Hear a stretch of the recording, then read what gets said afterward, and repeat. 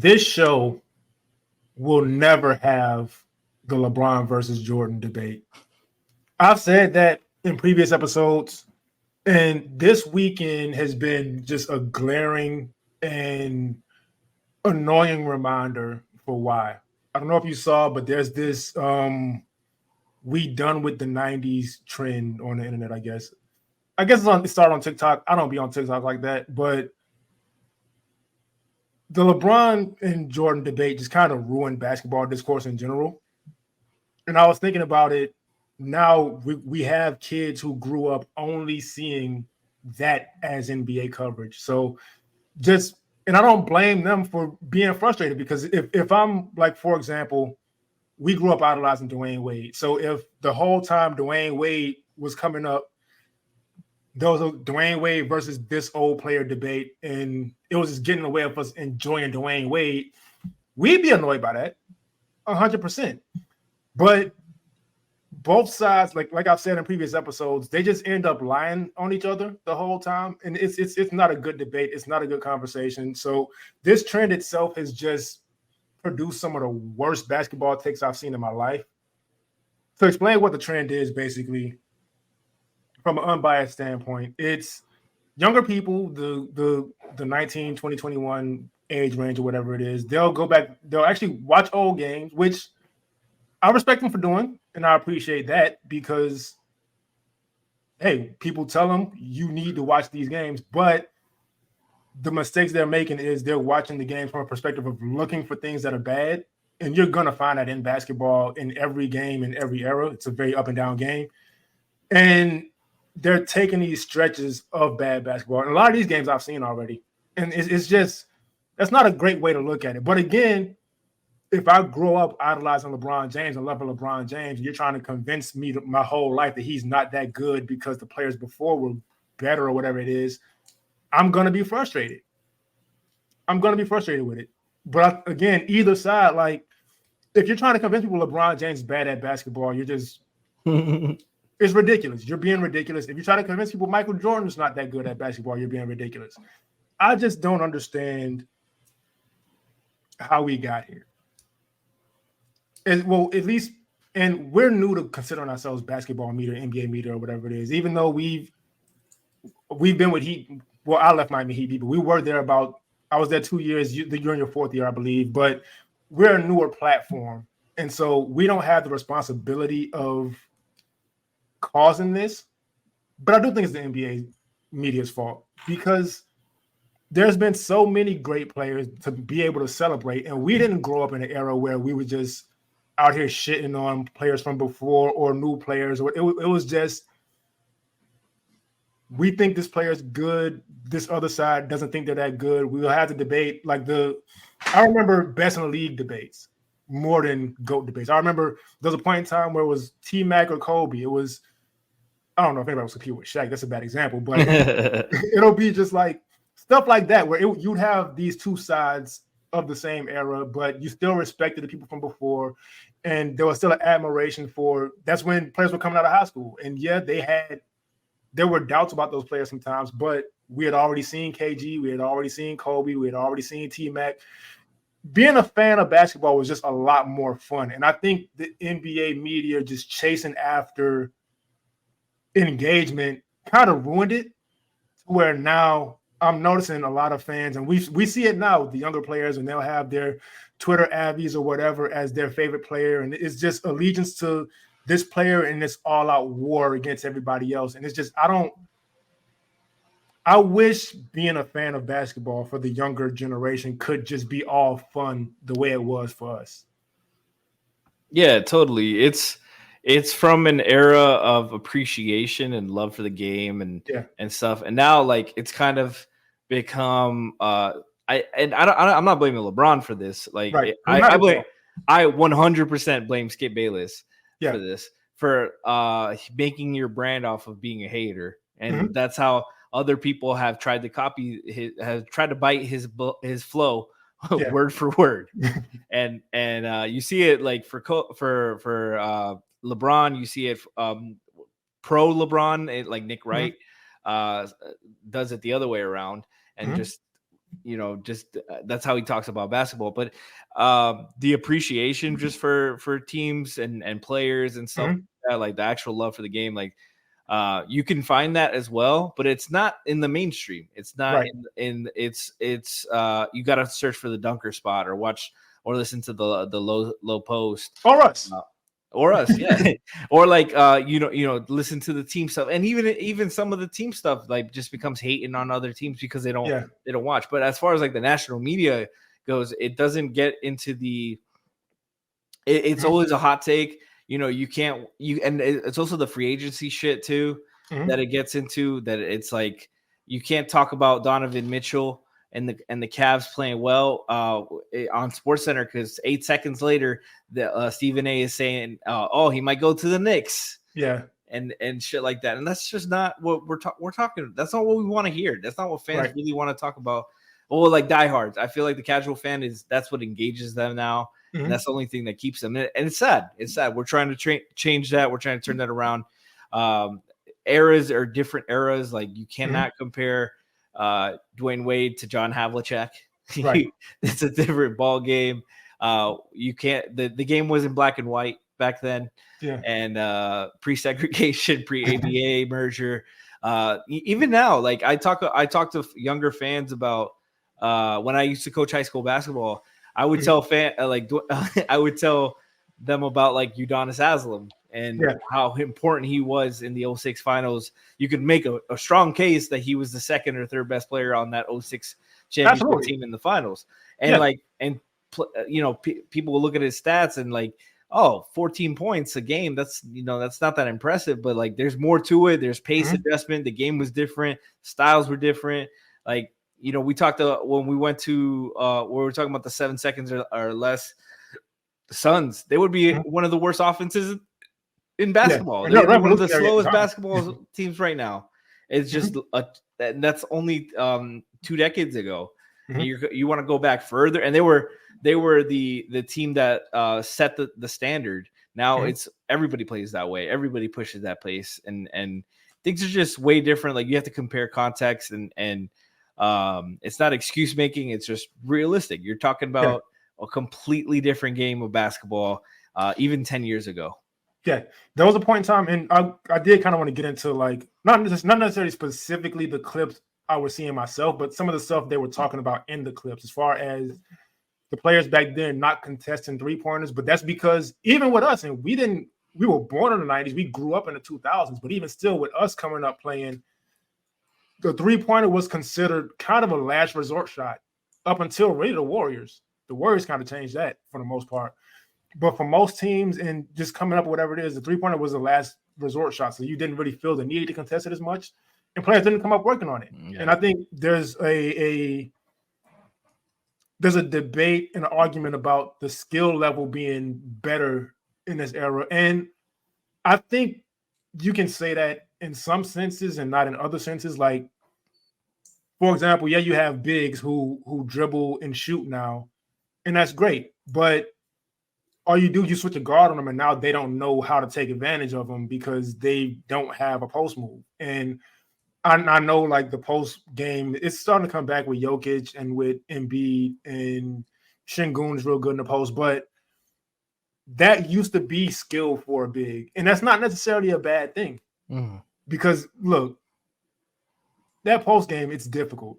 It's very difficult. There's a lot to master. It's a lot of footwork. It's a lot of that's just as much of a craft as in and out crossover behind the back, whatever it is, but it doesn't get viewed that way because it's slower. But you have the bigs who can do that stuff now and can't post up, and you have these 3-and-D guys who really don't shoot all that well, but they're empowered to shoot. And so the points are higher and it looks like it's better, but there's also a lot of stuff missing. The defense isn't as good as it used to be. And I understand if you look at clips and it looks like the defense was bad, it wasn't. We don't have to do that. But it's just their skill that improved and kind of went down in different directions. So I don't necessarily know if it's more skilled today. I think it's kind of more monotone today, actually, in a sense. And so I think if the skill now is more, it fits highlights more. So and it's more exciting and it's prettier if you have a 7-footer being able to cross somebody over than you would be with him being able to fake the spin inside, come back out up and under layup. Like it's not as pretty as what you see now. So I don't necessarily know if the skill is better or worse. I think the game is just totally different, like you've been saying. And so it's difficult to, and I understand if you're 19 years old and you didn't grow up on ESPN Classic, you didn't grow up watching even the 2000s teams, and you just it's jarring to you to see a team come up in transition and somebody has an open three and they don't take it. Yeah. You assume this person can't shoot, but it's like if he shoots that in 1996 or even in 2012, he's coming out the game because it's a totally different game back then. And so I'll say all that to say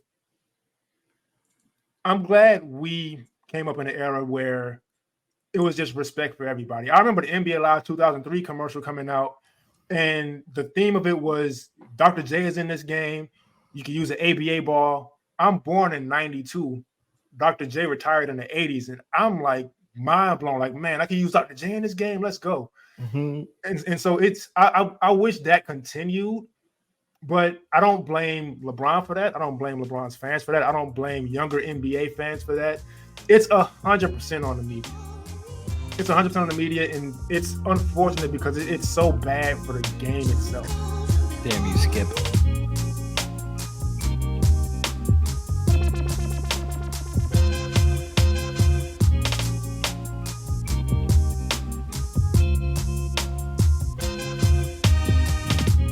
Welcome to another episode of Playoff File. I'm Kenny. First, make sure you like, share, subscribe, and all that stuff. But I got Frankie with me, no loot today. But Frankie, how you doing? I'm doing all right. Goddamn Heat. How about you? I lost to the Wizards. That is tough, but that's what they get for being so arrogant for a team that's fighting to stay out of the play-in. But I'm good aside from that. To be completely honest with you, it's one of those going through the motions days again. I work on this thing kind of 24/7, and I sleep on weekends. Like I said last episode, I sleep 1 hour a night on weekdays because I'm always editing something. But aside from that, I'm doing great. But we're going to get right into the Minnesota Timberwolves. The Minnesota Timberwolves right now are tied for second in the West, 44-20. Unfortunately, Karl-Anthony Towns is out right now. But there was a face of the league conversation a couple weeks ago. I'm not going to get into that because the NBA has always had multiple faces, whether it's the 80s with Magic and Bird and Jordan, whether it's the 90s with Jordan. I think people forget how big of a deal Charles Barkley was at the time also. Mm-hmm. The 2000s, you had Kobe and Shaq. You also had Allen Iverson. The 2010s, you had LeBron and Steph. There's always multiple faces of the league, but I do think the player who's going to be the best player in the league in the future after the LeBron, KDs, and Stephs and all them retire, I think Anthony Edwards is going to take this fucking league over one day. I just watched Anthony Edwards roll his ankle on the first play of a game, come back in, drop 44, and get a game-saving block where he hit his head on the rim and his armpit on the backboard. Crazy. I don't like saying this kid who are not actual kids, but this man this season is averaging 26.3 points per game, 5.2 rebounds, 5 assists on 46, 37, 84 splits. And that's not even what I'm most impressed by. He didn't come into the league as a defender, but he's locking shit up out there. He's much improved on that end. I love Ant's like demeanor. Most of the time, he comes up with a lot of attitude and energy, and he plays a lot like he's having a lot of fun. Mm-hmm. He's fucking around a little bit but he trash talking but he's competitive. You could tell he comes from a football background and loves to compete and win. It's really unfortunate. Cat was having a really solid really good season. Shooting the ball really well, averaging 22 and 8.4, 3 assists, and they'll miss him badly. They don't have a lot of scoring talent, Right. They'll have to win a lot more on defense. This is time for like Naz Reid, Jaden McDaniels, Mike Conley to shoot a little bit more, be more aggressive. Their bench is going to be tested. It's gonna put a lot. They're hoping he can be back. According to Woj, they're hoping he can be back early Western Conference playoffs, but they'll definitely miss him. Defensively, they got to lock the fuck in and win on that end. But Ant's having a phenomenal season, and this is great for him because this is an extra juice for him to be aggressive and keep improving and try to carry his team. And I think Lou said it in the previous episode, Ant just has that it factor where you watch him and it's like he puts the team on his back in a way to where like we're not losing this game. It's that I don't want to say because Kobe was a whole different animal from a different planet as far as that goes, and so was Jordan, Dwayne Wade, but it's that same. He's basically cut from that same cloth. And I'm looking at it. It's like he goes to a different level naturally when the team really needs him to try to get a win. And that's been just a huge factor in how good they've been this season. But the main thing that's really helped them be this good this season is the defense. I think they're still best defense in the league right now. I haven't looked at the actual numbers, but I'm watching these games and I'm seeing lineups with Nickeil Alexander-Walker, with Anthony Edwards, Jaden McDaniels. Last time we talked about the team, he was injured. He's back now. And we know what Rudy Gobert does on defense. We talk about him a whole lot on this show. And that's just tough to beat, man. That's tough to beat. I still think, even with as good as they've been this season, the Minnesota Timberwolves organization's reputation's kind of gotten away of them really getting the credit for how good they are. And so there's still a lot of speculation. And you know how people like to, this is a first round exit team, this is a second round exit team, like getting the takes off, like we mentioned in the first segment, just try to get the takes off. But I think any team that's built on defense has a real shot. And I understand like the Nuggets won last season, and we're gonna get into the Nuggets later, but I still think the foundation is defense. And this Minnesota Timberwolves team just flat out has it. Yeah, you absolutely have to defend and get stops.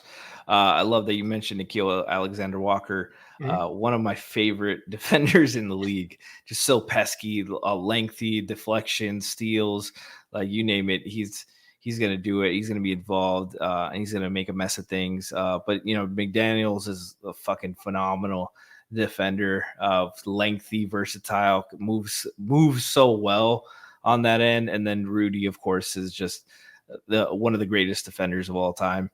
And they have like really high IQ vets. Like Mike Conley isn't the athlete he used to be, but he knows how to play the game. He's smarter, more efficient in his movements. Slow-mo is one of my favorite vets in the league since college. I love watching him play.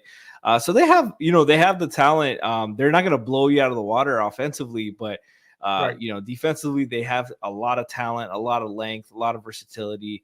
They can play big or small, and that's something that a lot of teams can't do. And they have a lot. Naz Reid, one of the most underrated players in the league, could start for so many teams in the league, and he chose to come back, be a backup, and play with some really good players. I'm really he's one of the guys that I'm really expecting to pop with Cat's absence. He's so talented. I really think he could step up for them in this role.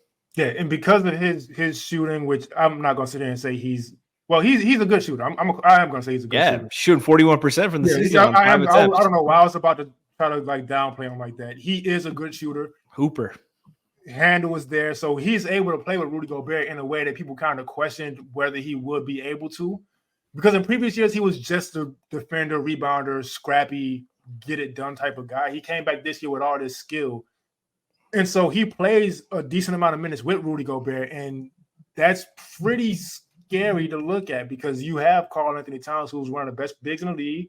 We talked about him in a previous episode and how he doesn't get the credit he deserves for how skilled he is, but you're just able to slot Naz Reid into some of those minutes, and you still have to deal with some of the same stuff with the shooting, with the handling, and with better defense than Cat. He's not a better player than Cat. I'm not saying that. No, not at all. But just he brings so much to the table into these lineups. And like you said, I think he's really going to pop with Cat out.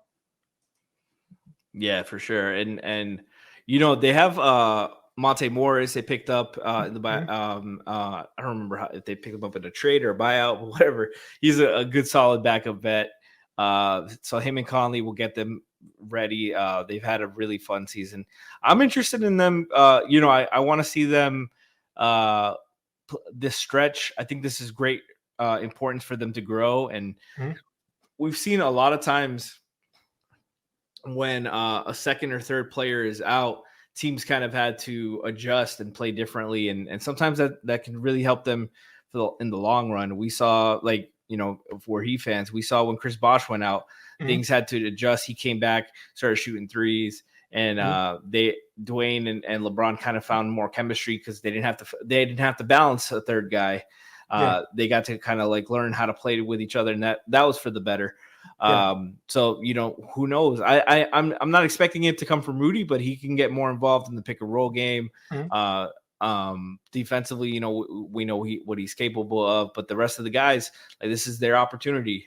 You guys have been a great team all year. Fight your half game from the 1 seed all season in the West. The West has been a fucking bloodbath, man. And this is great. I'm really interested in it. We're taping right now on Sunday night, but they just tipped off, and I'm really curious to check in on that game once we're done.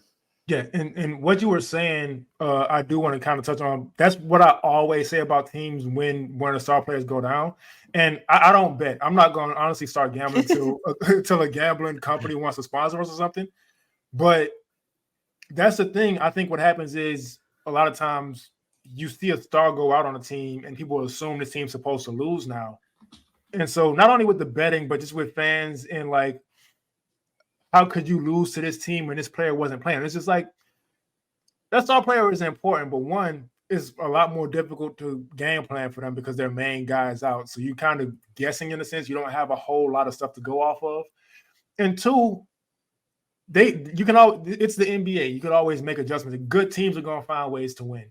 There's a guy on every roster I would assume, or I'd pretty much be willing to bet on if I were better, that they could easily not start into necessarily a star role, but they could put up very good numbers if they were asked to do it. And that's always been the case in the NBA. All these guys come from being the guy. Yeah. Wherever they were. They got to the NBA somehow, but the team's just asking them to do certain things. And even if it's not just scoring, we saw Andre Drummond last week grab 26 rebounds in the game. And we haven't seen that from him since the Detroit days. But he's not asked to do that. He's not asked to play that much that often. And so with the Timberwolves, I do think they're not going to fully slip without Cat. And that's not a slight to Cat, but it's just this team is so good and so deep that I just fully believe in them being able to stay afloat until he's back. And we're at a point in the season where we're hearing this player's out for season or this player's out until whatever, but it's injuries off. Weeks. Yeah, it's just a couple weeks. Yeah, luckily. Yeah. It's scary with the meniscus, man. We've seen it firsthand with other guys. Robert Williams was one of the more recent guys that had that injury. But yeah, for sure. This is a great point in the season for them to get tested in a different way. And we'll see how they go from here.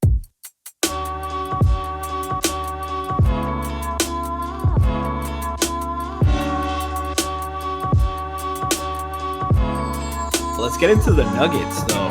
Yeah. The Nuggets, one of the best, reigning champs, one of the funnest offensives I've ever seen with Jokic, one of the most unique and talented players. And when it's all said and done, he's, I think, for sure going to be I think top 20s even might be too low, which is crazy. But he's just an ultra supreme talent. Him and Aaron Gordon fit so perfectly next to each other. Jamal Murray, Michael Porter Jr., KCP. I feel like KCP, like not enough teams, blogs and media shout out KCP. Right. He is a phenomenal defender. The ultimate role player. Like he's a perfect glue guy. He's a fifth guy on a championship team. Guards the best perimeter player. Will shoot the three. Runs in transition. Like plays hard. Like scrappy player. I love the way he plays. I would give anything for my team to have KCP. A KCP level player. He just fits perfectly for them. They did a phenomenal job last year. Followed suit, another great season. They're competing really well. Offensively, still really good. Defensively, working on some things. I really like Christian Braun. Really tough guy, second year player. Tough as nails. Not afraid of the moment. Not afraid of a big shot. Like you can see why he's won championships on both levels. Mm-hmm. And the defense, I understand they need to. I don't even want to say need to, but that's if you had to point a weakness out, that would probably be it. They just don't have a bunch of. Well, they do have a bunch of high level defenders, but they're kind of spread around. I'm not going to like ignore Peyton Watson and KCP, Christian Braun, and all them, but the team is run on who I think is the best player in the league right now, and I actually don't even think there's much of an argument against it. No. Nikola Jokic right now, 26 points per game, 12.2 rebounds per game, 9.2 assists. And this is from somebody who could not care less about his stats. And when you watch him play, you can tell he's not going for these stats. It's just he's so efficient. And I don't mean just in the shooting aspect of it, even though he's 58% from the field right now, 35 from 3, 82 from the free throw line. But it's you rarely see somebody make the correct decision on every single play or just about every single play. And it's not just stuff that's right in front of them. It's not a lot of players will just run the play. And if it's to this guy, it'll go to this guy. You'll see Nikola Jokic run an inverted pick and roll on the, let's say, right wing. And he'll just fling it to the left corner to somebody who's wide open. And the crazy part about it is all his teammates, because I've seen interviews a lot this week, they all just know they're getting the ball. Yeah. Like it's different. Like most players, like let's say a big, for example, like, to reward the big thing, they're running the floor, he'll get the ball. Nikola Jokic's teammates just know they're getting the ball. And he trusts them, whether they're cold right now, he's just this incredible decision maker. Dude, and you mentioned his decision making, career low turnover percentage, 12.8 percentage of turnovers. Like that's crazy. He's getting better. Like last year, he shot a career high 70% true shooting percentage. No wonder they won the championship. He's just a machine. I've never seen any and we don't talk enough about the murderer's row of defenders, like bigs he went through to win the champion. He went through Gobert, Anthony Davis, and Bam, and really didn't get slowed down by any of them. They all did their best. They tried to mix up coverages. They threw their bigs as help side defenders, and it wasn't a problem. Like he's just insanely good. And you talked about like his teammates knowing that they'll get the ball. It makes everything flow. Like when if I set a good screen and I make the right read, like I'm gonna get the ball if I'm open, and that just makes everything easier. Like you guys are gonna be more willing screeners, more willing cutters. They're one of the best cutting teams, screening teams in the league, and it's so damn hard to defend them because they also have a ton of size and versatility. Yeah. You get Aaron Gordon mismatched on a small guy, he's going to bully him and abuse him. Right. Jokic is going to abuse anybody who guards him. Jamal Murray is a handful. KCP can shoot the three, good cutter, can finish. Michael Porter Jr., if he catches that shit's going up. And he's 6'10", and he's an elite shooter. Like I don't know how you slow them down. They're insane. It's impossible to scout them. No, because a lot of times, and we heard it a lot in the playoffs last year, just make Jokic a scorer. All right, he's going to get 50. And at some point, you're going to have to bring the double anyway. And like we said, he's going to make the correct decision every time. And to your point of guys being more willing screeners and more willing cutters. It's so difficult to stay that engaged when you've come down 3 or 4 times and you haven't touched the ball and you know you're not touching the ball. You're not in this action, so this player is just not going to see you, or this player is trying to get his point, so he's not going to pass it to you or whatever. With Nikola Jokic, none of that exists. You can be the worst player on the team. He's going to look for you. He's going to find you. And like I said, all his teammates have already said, and Thomas Bryant specifically said, you can miss 10 shots in a row. Nikola Jokic is going to be right there looking for you for the 11th. And fully believe you're going to knock the 11th one down. And so, man, it's just that's impossible to guard. And so that's how they could end up being an outlier and winning a championship without having that great of a defense, because you just can't compete with that offense. You can't compete with that offense. And then even still, they do have the defenders. Peyton Watson, I think, one day is going to be on an all-defensive team. I don't know if it's first or second. He makes little mistakes here and there because he's young, but he's an incredible defender. Yeah. Incredible defender. Christian Brown, also giving him credit as a defender. Aaron Gordon, we know what he does defensively. KCP, we know what he does defensively. They have the defenders to be able to still sustain. It's just like Jamal Murray might not be great. I think Nikola Jokic, his reputation as a defender is a lot worse than his actual play as a defender. Yeah. He's actually a good defender in my eyes. I think it's just that a lot of times, we've mentioned this on the show before too, people's idea of a great defender now is the being able to guard 1 through 5, and that's still rare today. You don't. I think people only expect. I don't know why the expectation is for 7 footers to be able to do that, but within a team concept, Nikola Jokic uses his, because offensive IQ and defensive IQ, you have to know what the other side is doing to be able to compete.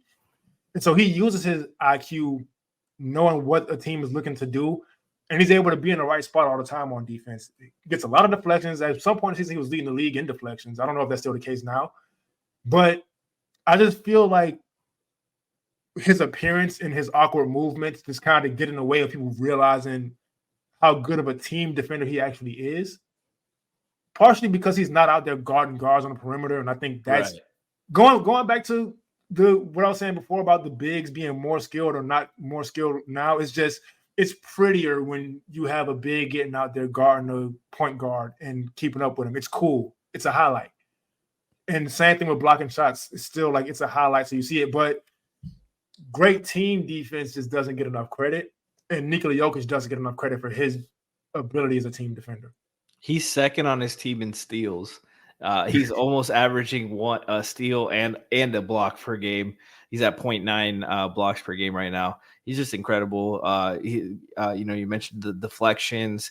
Has gotten better moving laterally, and that's really the biggest key defensively as a big man. You got to be able to move laterally because you're going to see so many pick and rolls. Yeah. If you're either way, you're going to see a lot of pick and rolls. But if you can't move laterally, you're going to see even more. And he's just really high IQ player, and he gets a lot of steals, gets them on the break. One of the best outlet passers of all time. Oh, yeah. He had like back-to-back touchdowns the other night. That was crazy. But yeah, they have so much talent. You know, we haven't even talked about like the young guys like Julian Strawther.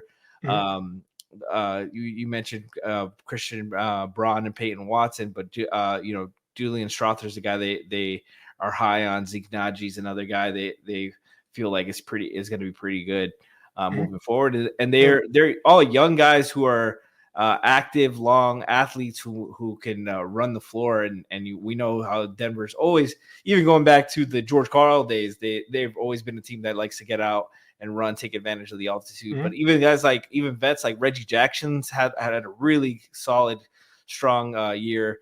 Has played a lot, making up when Jamal's been injured and had some struggles there because of the injuries. But he's fit right in with them, and they're so fucking annoying. And we have to mention Jamal Murray. Yeah, because he's had injuries this year, and it's been weird trying to find a rhythm. That's been something he's really struggled with for years now, just with injuries and coming back and trying to get acclimated again. But I don't think he gets talked about enough for the playoff riser he is. Right. And so I'm not taking his struggles as anything other than just he'll be ready when the playoffs come. Yeah. He's earned that from me since 2020. Like, he's giving you 40 if he needs to, and there's nothing you can do about it. Yeah, he's just one of those guys that loves the big moment, loves to be tough, loves the big shot. You know, they're so annoying. He's almost at a 50, 40, 90 for the season, and this is this might be considered a down year for him. He's just so good. And could you imagine like being a team to where a player like Jamal Murray can, I guess, be considered a secret weapon in a sense, because you know what he's going to do in the playoffs, but you don't really see it in the regular season because of the injuries and coming back and all that. So just having a player like that on this team ready to go when you really need it, I don't know how you can not favor the Nuggets to win it again this year. Yeah, man, they're going to be tough for any team. That, you know, there's no championship hangover with them so far. Right. Like the only thing that's really slowing them down is health. Mm-hmm. And you know that you can say that same thing about every team. And health is just going to be the deciding factor for teams like the Clippers and the Timberwolves. We just talked about them with Cat's injury, but like every team's kind of has that health question. Jamal Murray is the X factor if he can stay healthy. Mm-hmm. We've seen them win a championship with Michael Porter struggling and to play high effective basketball. But the rest of the team is so damn good that it might not matter. Yeah, it's just, man, like, look out for the Nuggets again. Yeah. Like, the West is crazy, but like that team is still horrifying to me.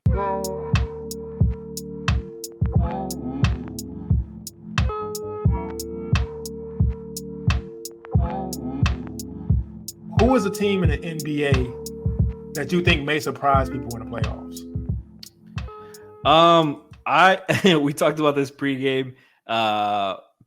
I mean, but man, the Eastern Conference, I think the only team that I'm like, the Heat. I think if the Heat went on a run, it wouldn't really surprise anybody because they've earned that.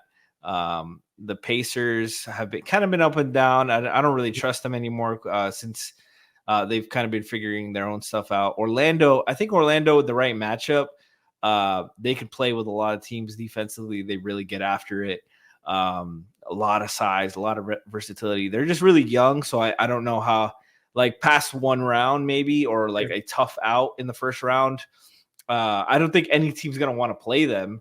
Right. Right now they're matched up. They're at the 5 spot matching up with the Knicks. That would be a fun matchup. A bloodbath. And I would watch that series. But for the East, I really can't really make a team. Like it's the Heat, Pacers, and the Magic, I would say. But the Heat, I don't think would surprise anybody. So I don't really think you can call anybody like a deep run surprising for anybody else. I think in the West, there's a number of teams that in the right round, in the right matchups, with the right amount of health. You talk about the Mavs. They're really talented. Luka and Kyrie are obviously, you don't have to say much about them. Their reputation precedes them, but they also have a lot of versatility now. They were getting into a real good groove with Derek Lively, the rookie center out of Duke. Daniel Gafford's been a really fun acquisition for them. PJ Washington's been nice for them. They're kind of figuring their rotation out and figuring out their consistency, but they've got a lot of versatility, and those teams that have the star power, have the shooting, have the versatility, can usually match up pretty well with a lot of teams. And we've seen Dallas make a run before, so I wouldn't be surprised by them. But I want to go for the underdogs right now. The team I don't feel like anybody's really talking about, that I would not be surprised if they won one round and pushed another team to the second round, is the New Orleans Pelicans. They've quietly had a really strong year. They're currently standing in the 5th seed, 2 games up on the 6th seeded Suns. They've figured some stuff out with Zion handling the ball more. CJ is a bucket in the playoffs. He's not afraid of the moment. Brandon Ingram's been banged up all year on and off, but he's a really, really talented player. They've got a lot of talent. Jordan Hawkins is a tough shot maker. He's won a championship in college. He's not afraid of the moment. Trey Murphy's back. He's fucking hooping. He's a great scorer. Herb Jones has had a phenomenal year. They've got talent, and they've got versatility too. Like, I wouldn't be surprised if they were an annoying out for some teams. But like, yeah, if you get them in the right matchup, they can really force some things on the other end and make it difficult for some teams. And I wouldn't be surprised if they won a round in the playoffs this year. Yeah, 100%, especially with the way Brandon Ingram's been playing and with Zion. They've finally started to figure it out. And I think a lot of times we forget that their struggles in the past couple of years since they've had this build has been with health. Yeah. And so now with them all being back, we're starting to really see that, because they were, if I'm not mistaken, at some point last season, the 1 seed or 2 seed, something like that. Yeah, early on. Yeah, so they have a lot of talent in New Orleans. I don't want to ever sleep on them, but they just kind of get forgotten about. I think because a lot of times with Zion, the conversation, unfortunately, is just about something that really shouldn't be. Yeah. As far as his weight, even though he doesn't even, you watch these Pelicans games, Zion doesn't look like fat. It's kind of like the Shaq thing, where like you call him fat, but like he's really not. Right. But the confidence has been about that instead of how good the team is, so they could end up surprising a lot of people. I'm glad you mentioned, because even still, I wasn't thinking about them for whatever reason, but we did kind of touch a little bit on the team I'm going with the Mavs. Okay. And it's not because we live in Dallas. It is because of that. No, this is what I notice is this is Cowboy country. Like, there's Cowboy fans everywhere, but they love the Cowboys out here. Like, it's crazy. Love the Cowboys out here. But yeah, no. So I'm going with the Mavs because, first of all, the West is crazy. And I keep saying this, but just to put it in perspective, the Mavs are the 8th seed right now, and they're 8 games above 500. I don't know why the Western Conference always just does this to where they're just so strong, but there was a couple years where it wasn't the case. It's the case again. The Western Conference is insane. So you kind of already have no idea what's going to happen there. But then Luka Doncic right now is 0.2 assists and 1 rebound. No, 0.2 assists, 1 rebound, and 0.3 points away from averaging a 35-point triple-double. He's ridiculous in itself. The second best player on his team is Kyrie Irving. Who you don't even have to really get into how great of a player he is. And they have pieces that I think are kind of going under the radar right now. I could not wait for Daniel Gafford to get out of Washington and really be able to show what he can do defensively and on the glass. And now he goes to a Mavs team who's desperately needed that for years, even though now they do have Derek Lively who handles some of that stuff, and he's been incredible. Just as a lob threat, as a roller, all that stuff. The rest of his game is going to develop eventually, but rim protection, and like when they drafted him, I knew like, all right, this is going to be great, because you already can't guard Luka regardless, but especially in pick and roll. Now you give him a pick and roll partner like that, it could get kind of dangerous. And again, I know they're the 8th seed, but they're 8 games above 500. We don't have to pretend they're not good. Like, this is a good team. You have Daniel Gafford and Derek Lively defensively. Maxi Kleber is an underrated defender.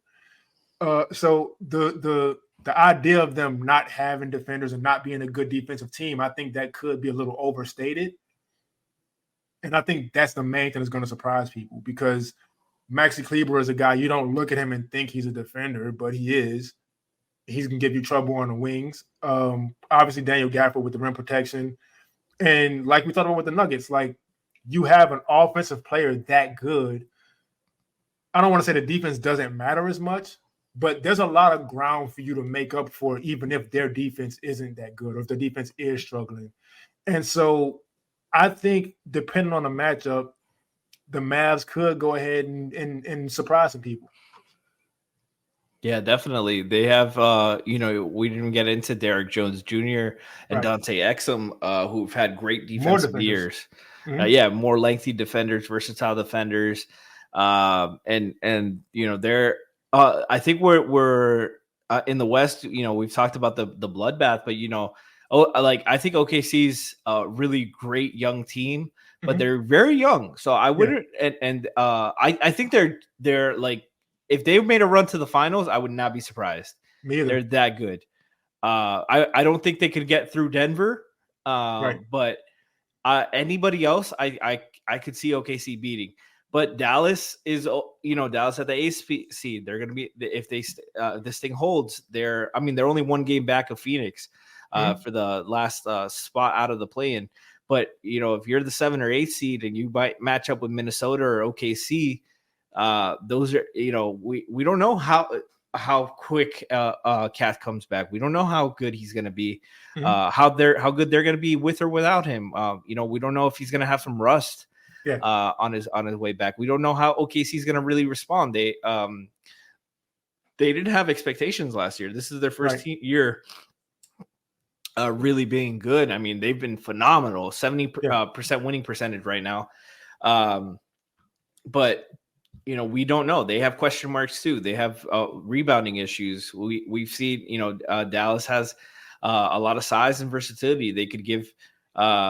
I would kill for a Luka Shea matchup for a series. Oh, that would be insane. Yeah, but I mean, Luka and Ant would be great too, and they both are similarly built with their size of their fives or defensive guys, and well, Gafford's an underrated defender, but I feel like Lively's overall the stronger defender, but they're more guard heavy on offense, both teams, and that could be a matchup. Luke, the role players in the Mavs get hot for your series, they can absolutely win it. Upset some teams. They have the length. The kids is a really good defensive coach, and he gets and he knows how to get Luka going. So I would not be surprised with the Mavs at all, man.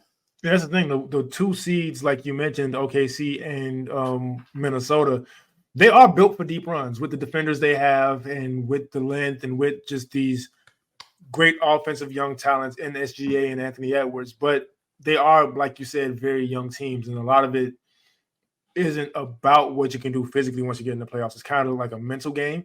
Yeah. Now, the Timberwolves do have Mike Conley, and he has a lot of playoff experience. Those Grizzlies teams didn't get that deep that often, though.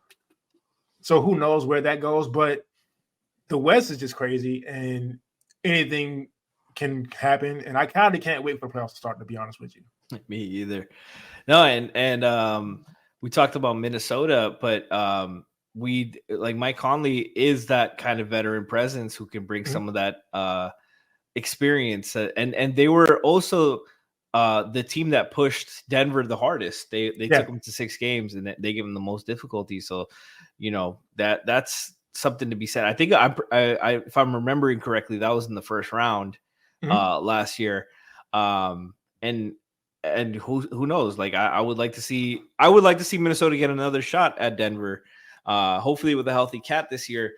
But they're poised for it. They have versatility. You could make a case for like almost any Western Conference team. It's such a good conference this year. Like the Warriors are like the 10th seed, and the Suns have just not been healthy this year, and we know what their big three is. Yeah, the Lakers, they won the in-season tournament. They can defend. They have LeBron. They have Anthony Davis.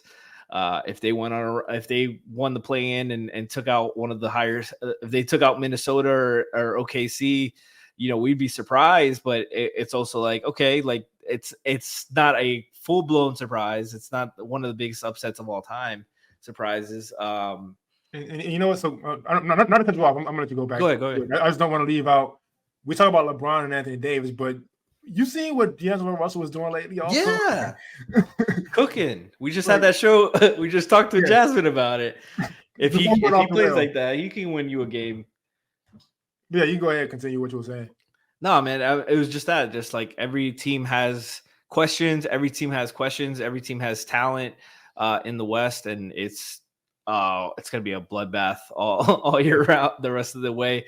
Just, I think the 10 teams are pretty much locked in, but they're going to be fighting to get out of it. And I'm really curious about the playoffs. I wish we could get there right away. Yeah, like Eastern Conference, like you said, with us being Miami Heat fans and just basketball fans in general, obviously we're going to be invested and we're going to be watching those games. But I feel like it's for me personally, I'm gonna be watching the Eastern Conference games, just waiting for the Western Conference game to start out. Like it's such a good conference this year. It's so good.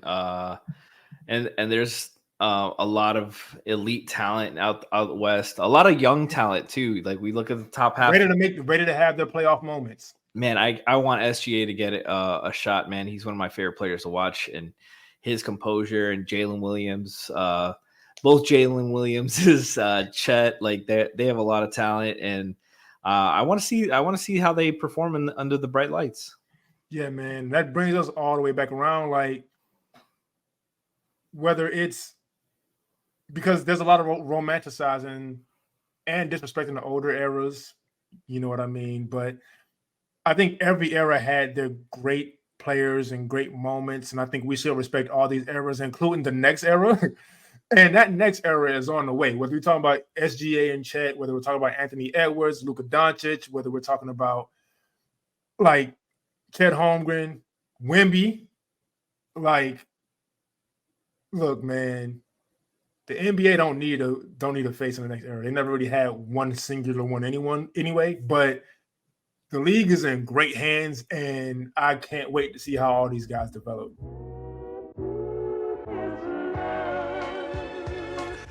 Thanks for tuning in to another episode of Playoff Foul. I'm Kenny. My social media, Kenny Spence NBA. I don't care if you follow me on there, though. Follow and subscribe to Playoff Foul wherever you consume podcasts. Frankie, where can they find you? Frankie G_FRANKYG_ on Twitter. If you like the music throughout, that's my brother, Devin Spence. His TikTok and Instagram are Black Glow Music. You can also download his BDPs he has out on wherever you get music. And that being said, we'll see y'all next time.